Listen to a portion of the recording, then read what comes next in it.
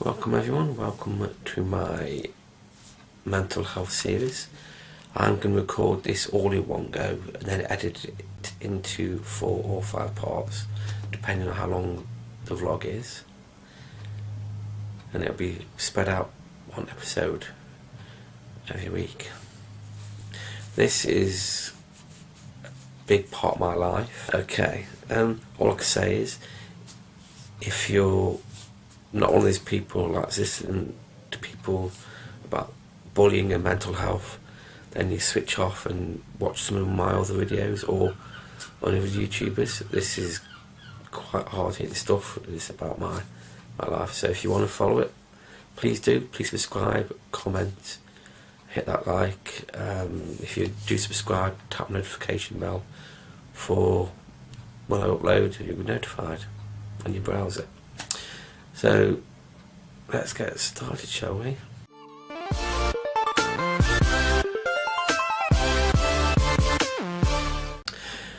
Welcome to this series.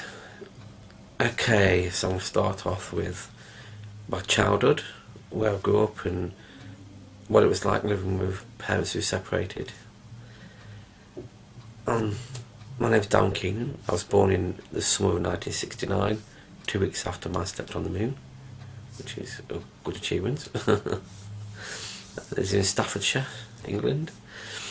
Apparently my mum and dad were divorced when I was 2 years old, and I ended up living with my dad. My mum wasn't far away, so I used to visit my mum weekends and stuff like that, but I mainly lived at my dad's.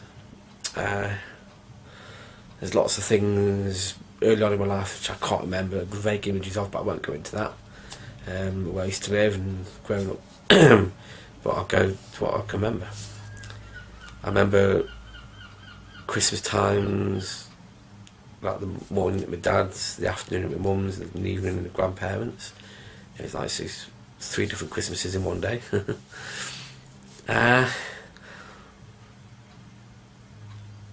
I never got to see a loving family. That's the only problem. My mum and dad were divorced, of course, so it was hard to see that bond between them. I never saw them argue. I saw them together now and again, chatting away about me and about things. I never got to see that kind of thing, but I'll delve into that later. But yeah, this is generally about my childhood. I really loved growing up with my dad. Seeing mum was great, you know. But the downside was I was bullied a lot at school. I was, verbally bullied. It wasn't by one person, it was by a few people at the high school I was at. And I remember one day I actually 13 days. I skived off school for 13 days because of the bullying.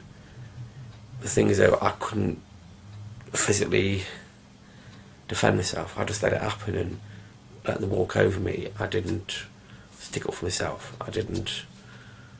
I suppose that's the start of, looking back now, I can understand it with the way my mind works, you know.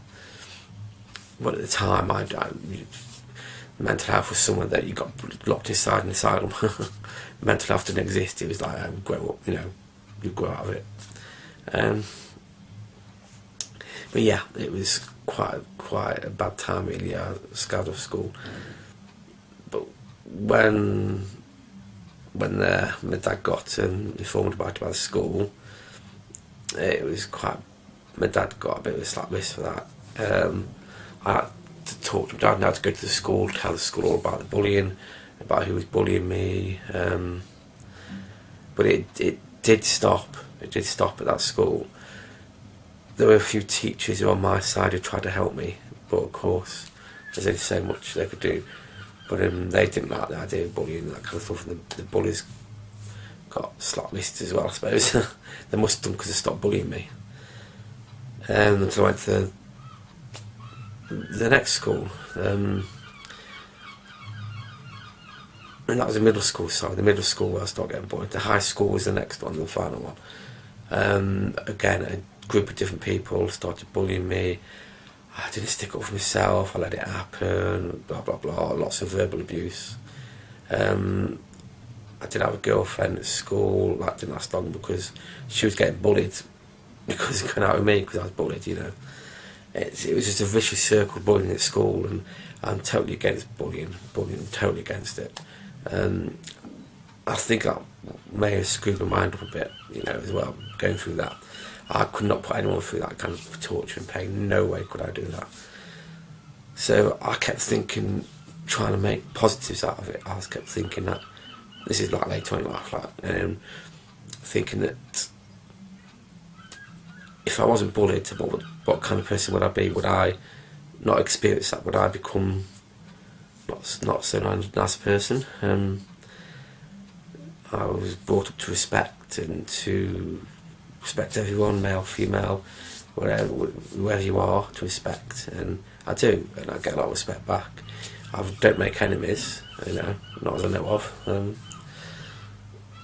But the school days were quite interesting in a certain way. I just wish that, you know, I could go back and tell myself, you know, be careful, you know, be careful with some of the bullying. It does go deep,